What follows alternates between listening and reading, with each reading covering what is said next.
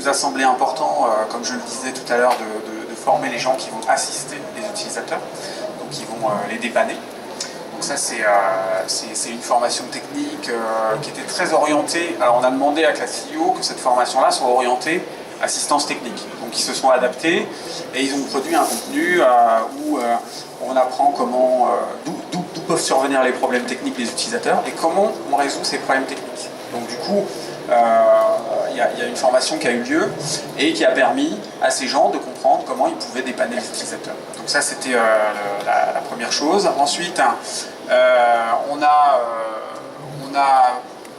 souhaité que des pour les formateurs spécifiquement, donc ça c'était une formation technique, hein, c'était pas une formation pédagogique, c'est une formation technique pour les formateurs qui voulaient prendre en main très rapidement l'outil pour l'utiliser tout de suite. Donc là, la formation a eu lieu au moment où on a déployé la plateforme, et puis il y a eu quelques sessions de formation, et donc on a touché à peu près, on va dire 300-400 personnes réparties géographiquement dans les académies qui ont été formées directement aux aspects techniques de la classe virtuelle. Ensuite, nous-mêmes, équipe nationale, on a souhaité monter en compétences et apprendre aussi la partie pédagogique. Alors évidemment, on avait quand même quelques billes dans la pédagogie, heureusement.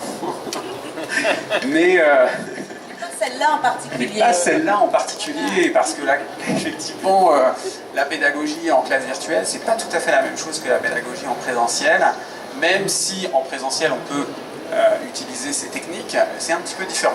Donc ce qu'on a souhaité faire, c'est être formé, donc un nombre restreint de personnes. Donc on a aussi demandé à Classilio de nous préparer une formation là-dessus.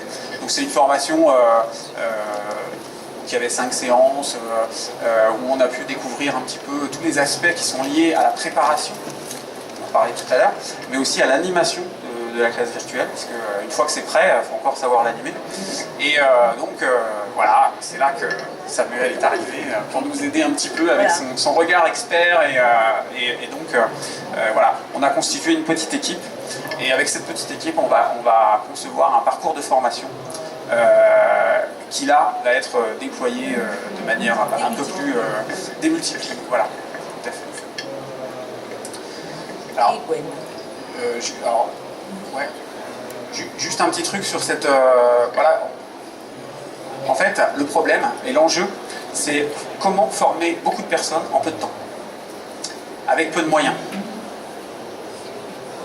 C'est pas mal comme défi.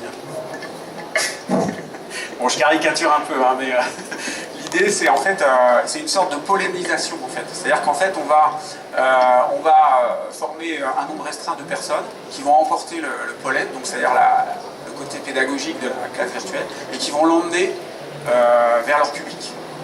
Et leur public qui lui-même va le propager. En fait, c'est un... Et voilà. sans perte ni déficience, ni tout ça, c'est ça l'histoire. Tant qu'à faire. Ça, on pourra le dire qu'après, ça sera fini.